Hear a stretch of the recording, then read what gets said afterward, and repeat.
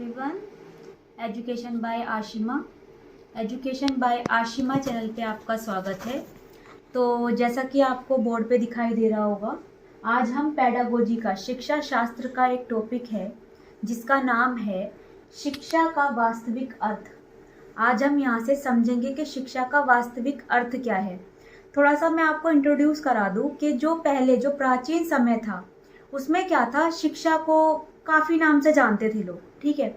लेकिन जैसे जैसे टाइम आगे बढ़ता गया वैसे वैसे शिक्षा के अर्थ में भी चेंज होते चले गए, ठीक है। तो पहले शिक्षा को क्या था, विद्या के नाम से जाना जाता था।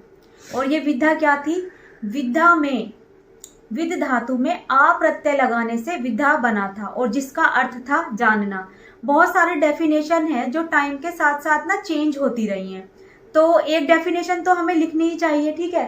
तो मैं लिख देती हूं, प्राचीन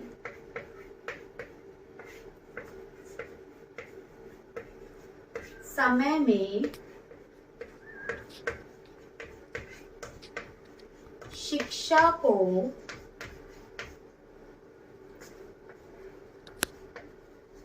विद्या के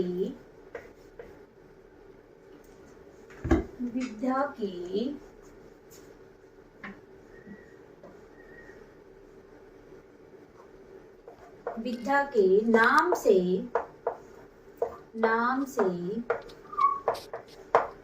जाना जाता था, ठीक है। और ये विद्या क्या था, अब आप बोलोगे कि विद्या था क्या, तो मैं आपको बता दूं, विद्या शब्द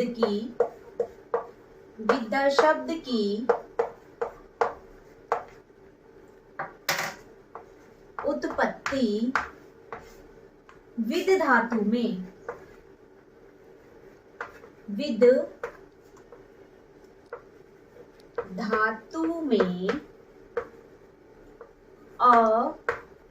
प्रत्यय लगाने से हुई। और जब विद्या की उत्पत्ति विद धातु में आ प्रत्यय लगाने से हो गई थी तो इसका जो शाब्दिक अर्थ था, इसका शाब्दिक अर्थ बना था जानना। क्या बना था शाब्दिक अर्थ? जानना। तो शिक्षा को हम क्या बोलते थे? जानना, ठीक है। तो मैंने आपको बताया कि प्राचीन समय में शिक्षा को विद्या के नाम से जाना जाता था। विद्या शब्द की उत्पत्ति विद धातु में आ प्रत्यय लगाने से हुई और जिसका अर्थ क्या था? जानना। प्राचीन समय में देखो, प्राचीन समय जो था ना, प्राचीन समय कौन सा था? जो हमारा पहले था, एंशिएंट टाइम, ठीक है। तो प्राचीन समय में जो था, शिक्षा को क्या था, शिक्षा को ना बिल्कुल ज्ञान के विकास के लिए अत्य महत्वपूर्ण माना जाता था। क्या था? जो हमारा ज्ञान था उसके विकास के लिए अत्य महत्वपूर्ण माना जाता था। आई थिंक आपको ये सब समझ में आ गया होगा। और जब आप मेरी वीडियो देखेंगे तो प्लीज स्किप कर करके देखना। और जो मैं एक एक वर्ड बोल रही हूँ, एक एक वर्ड मोस्ट इंपोर्टेंट है, बहुत महत्वपूर्ण है, ठीक है। तो मैं ये एक बार साफ करके कराऊं मैं आपको आगे।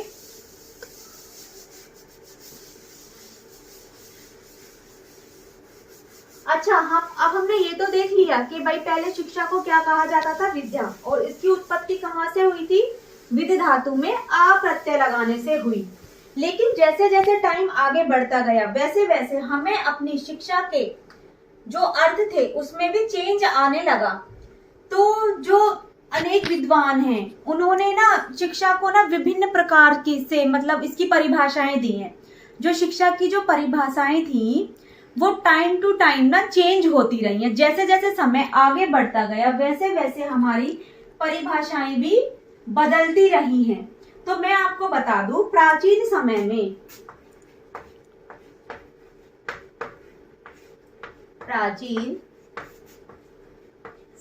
में शिक्षा को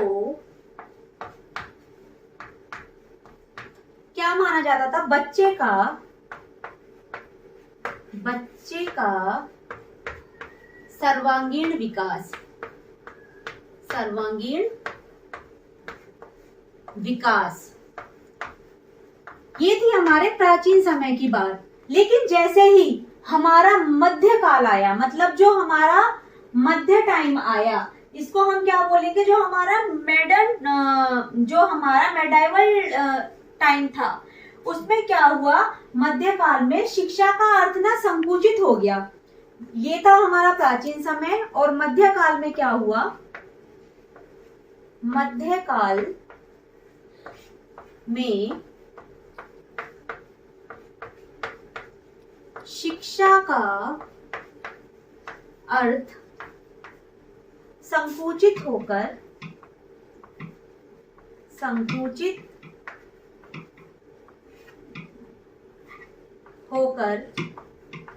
और किससे जुड़ गया था फ्रेंड्स, ये जुड़ गया हमारा धर्म से। किससे?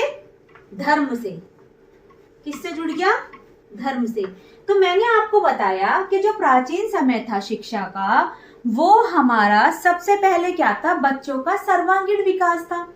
उसके बाद जब हमारा मध्यकाल आया, मध्यकाल में क्या हुआ, जो शिक्षा का जो अर्थ था वो संकुचित हुआ और किससे रिलेट हो गया, धर्म के साथ रिलेट हो गया। लेकिन अब आप देख रहे हैं, अब क्या है शिक्षा का अर्थ। आई होप ये आपने लिख लिया होगा। लेकिन अब क्या है शिक्षा का अर्थ, आधुनिक काल में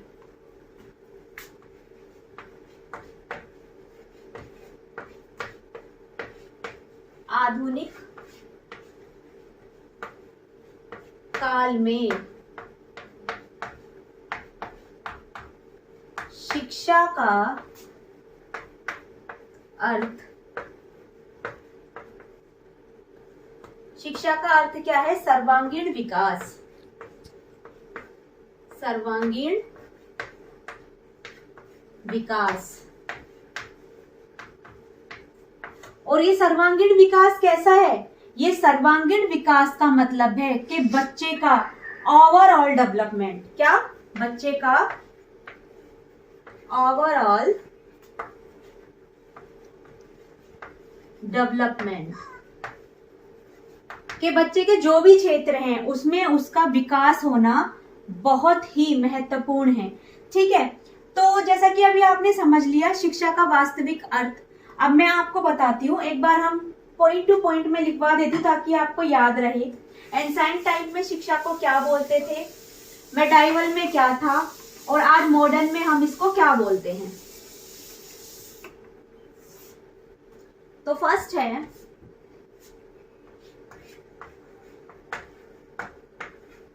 एंसाइंट टाइम। एंसाइंट टाइम में क्या था बेटा, एंसाइंट टाइम में था हमारा सर्वांगीण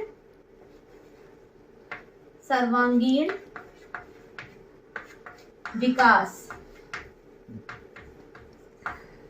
और उसके बाद जब मेडाइवल टाइम आया, मेडाइवल टाइम, इसमें क्या हो गया, धर्म से जुड़ गया।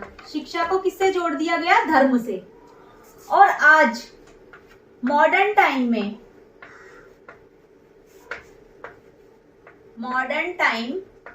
में शिक्षा को क्या कहा गया है, सर्वांगीण विकास। सर्वांगीण विकास। तो देखो, और इसको हम आज क्या बोलते हैं, बच्चे का ओवरऑल डेवलपमेंट। बच्चे का ओवरऑल डेवलपमेंट।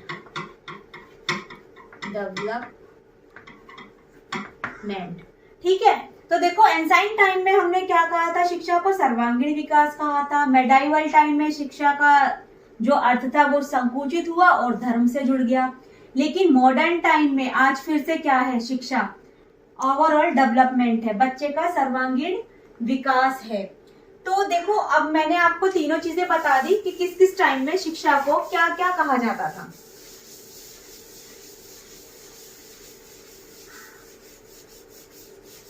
मैंने आपको ये तीनों चीजें बता दी हैं कि तीनों जो भी हमारे प्राचीन काल रहा है, मध्य काल रहा है और आज का जो आधुनिक काल है, उसमें हम शिक्षा को किस किस नाम से और कैसे कैसे जानते थे। तो थोड़ा सा देख लेते हैं शिक्षा के शाब्दिक अर्थ को समझने के लिए। शिक्षा के शाब्दिक अर्थ को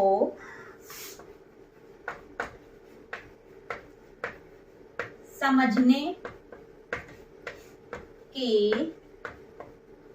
लिए हमारे पास कितनी विचारधाराएं थी? 2 विचारधाराएं थी। समझने के लिए हमारे पास 2 विचारधाराएं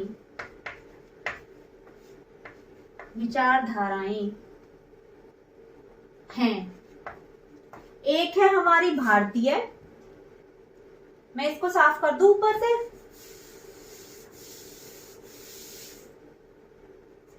एक है भारतीय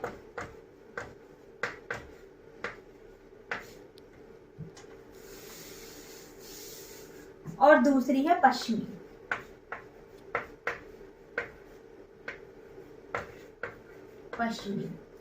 तो ये हमारी 2 विचारधाराएं थी। कौन कौन सी? भारतीय और पश्चिमी, या फिर हम इसे पाश्चात्य भी बोल सकते हैं। क्या? पाश्चात्य। ठीक है। अब मैं आपको बता दूं हमारे इनसे क्वेश्चन किस टाइप के बनते हैं। तो एग्जामिनर हमसे किस किस टाइप के क्वेश्चन यहां से पूछ सकता है। देखो, एग्जामिनर पूछ सकता है कि शिक्षा का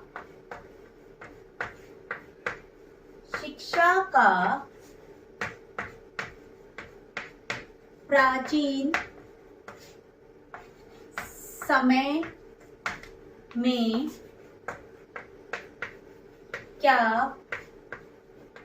अर्थ था। तो जैसा कि मैंने आपको फर्स्ट में बताया था, प्राचीन समय में शिक्षा को क्या कहा जाता था? जानना। क्या कहा जाता था? जानना। ठीक है। इस टाइप से ही क्वेश्चन आते हैं हमारे एग्जाम में कि शिक्षा का प्राचीन समय में क्या अर्थ था। तो क्या हो जाएगा? जानना हो जाएगा।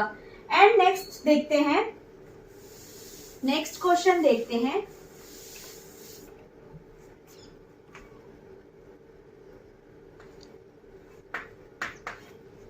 शिक्षा का मेन एम क्या था? तो शिक्षा का मेन एम क्या था? सर्वांगीण विकास। सर्वांगीण विकास, ओवरऑल डेवलपमेंट। Overall development. ठीक है। ये हमारे 2 क्वेश्चन बन गए कि शिक्षा का मेन एम क्या था? सर्वांगीण विकास, ओवरऑल डेवलपमेंट। और शिक्षा का जो वास्तविक अर्थ था वो क्या था? जानना। अच्छा, यहां से एक और क्वेश्चन बन सकता है कि अगर हमारे एग्जाम में आ जाए कि शिक्षा की कितनी विचारधाराएं थी और कौन कौन सी थी। तो अभी मैंने आपको बताया था, क्वेश्चन है शिक्षा की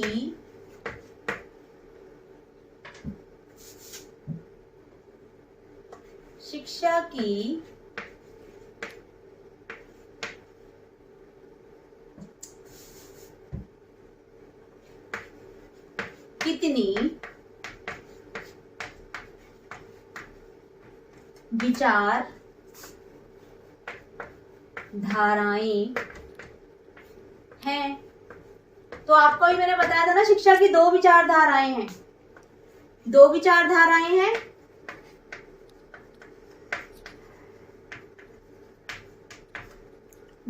दो विचारधाराएं हैं। और कौन कौन सी है? पहली भारतीय और दूसरी है पाश्चात्य या पश्चिमी। तो ये जो था, ये पूरा टॉपिक कंप्लीट होता है। यहाँ पे हमने यहाँ पे शिक्षा का वास्तविक अर्थ समझा है कि पहले शिक्षा को, एजुकेशन को क्या क्या कहा जाता था। मैंने अपने इस टॉपिक के माध्यम से आपको ये पूरा क्लियर करा दिया है। आई होप आप सबको ये टॉपिक बहुत पसंद आया होगा और क्लियर भी हो गया होगा। तो मिलते हैं अपनी नेक्स्ट वीडियो में, तब तक के लिए नमस्कार। और हाँ, चैनल को प्लीज़ लाइक शेयर सब्सक्राइब कीजिए, क्योंकि ये चीज़ ही मुझे बढ़ावा देंगी अपनी स्टडी को और आपकी तैयारी को आगे बढ़ाने के लिए।